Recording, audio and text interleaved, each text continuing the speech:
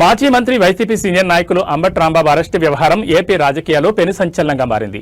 CM Chandrababu నాయుడుపై అనుచిత వ్యాఖ్యలు చేశారన్న ఆరోపణలపై గుంటూరు పోలీసులు ఆయన అరెస్ట్ చేశారు. ఈ క్రమంలో ఆయన కోర్టులో ఆదివారం హాజరుపరిచారు. అనంతరం ఇవాళ తెల్లవారుజామున రాజమండ్రి సెంట్రల్ జైలుకు రాంబాబును పోలీసులు తరలించారు. ఈ కేసును విచారించిన గుంటూరు ప్రత్యేక మొబైల్ కోర్టు అంబటి రాంబాబుకు 14 రోజుల జ్యుడిషియల్ రిమాండ్ విధించింది. ఈ నేపథ్యంలో భారీ పోలీస్ బందోబస్తు ఎస్కార్ట్ నడుమ ప్రత్యేక వాహనంలో ఆయనను రాజమండ్రికి తరలించారు.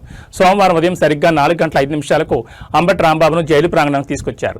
జైలు వద్ద ఇటువంటి అవాంఛనీయ సంఘటనలు జరగకుండా పోలీసులు ముందస్తుగా భారీగా బారికేడ్లను ఏర్పాటు చేసి భద్రతను కట్టుదిట్టం చేశారు.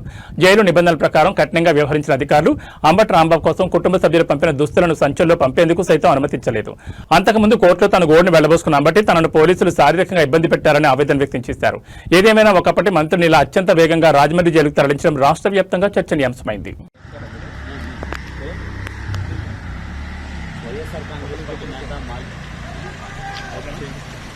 వైఎస్ఆర్ కాంగ్రెస్ పార్టీ నేత మాజీ మంత్రి అంబటి రాంబాబుని